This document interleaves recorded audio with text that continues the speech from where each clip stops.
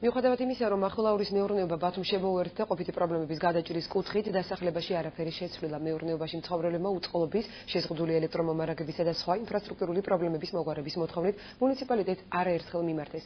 რატომ გაჭიანურდა მახვილაურში მცხოვრებთა მოთხოვნების დაკმაყოფილება, ნახეთ ზეირა ლომაძის რეპორტაჟში. 35 წელია ნოდარ სირაბიძე ეზოდან წყალს სახლში ხელით ეზიდება. ჭაბურღილიდან, რომელიც მახვილაურში მუსხელიშვილის ქუჩაზე რამდენიმე წლის წინ დამონტაჟდა, 165 ოჯახი მარაგდება. წყალი მხოლოდ პირველ სართულზე მცხოვრებლებს მიეწოდებათ, სხვებს კი სპეციალური დანადგარი სჭირდებათ. კიდევ ერთი პრობლემა, რომელიც მახვილაურში ეგრეთ წოდებული მეურნეობის დასახლებაში მცხოვრებლებს აწუხებს, ლითონის ცისტერნებია. ამბობენ, რომ იქ დაგროვილი წყალი ჯანმრთელობისთვის საშიშია. რა თქმა უნდა, საქაჩები, რომელსაც ხელით გვაჩავთავიზიდებით. რა თქმა უნდა, შემატევადია მე-4, მე-2, მე-3, მე-2 ბავშვებიანში, ოჯახში ყველა ბევრი სულია. წყალის უკმარისობა ეს ხომ იცი სანიტარიასთან დაკავშირებული. 30 წელია ონკანდა წყალი არ აგვიძენია, რომ მე დღის განმავლობაში საუბრობ. ონკანები უკვე დაჟანგა და მეტი არაფერია შიგ. ასე ხელით ვეზიდებით მედროების წყალს. ჟუჟუნა დიასამიძის 7 წევრი ან ოჯახს განსაკუთრებული პრობლემები წვიმის დროს ექმნება.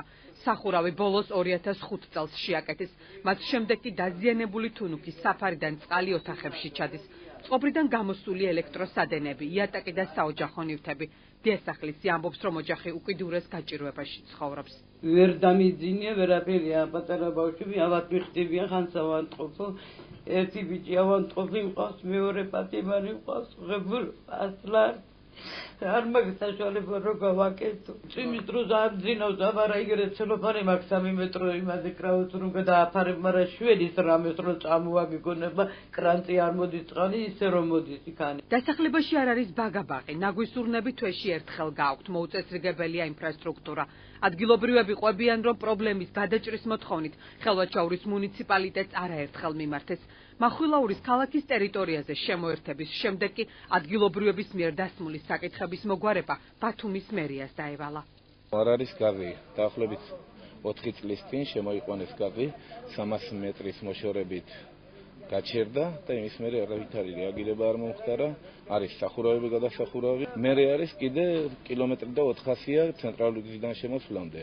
და ღამის განათებები გჭირდება იქ რომ განათდეს, უბანი ფეხით უწევთ ხალხს სიარულის დაახლოებით 7 საათის მერე. ქალაქის მერიაში აცხადებენ, რომ მახვილაურის დასახლებაში წყლის პრობლემის მოგვარება მიმდინარე წელს ვერ მოხერხდება.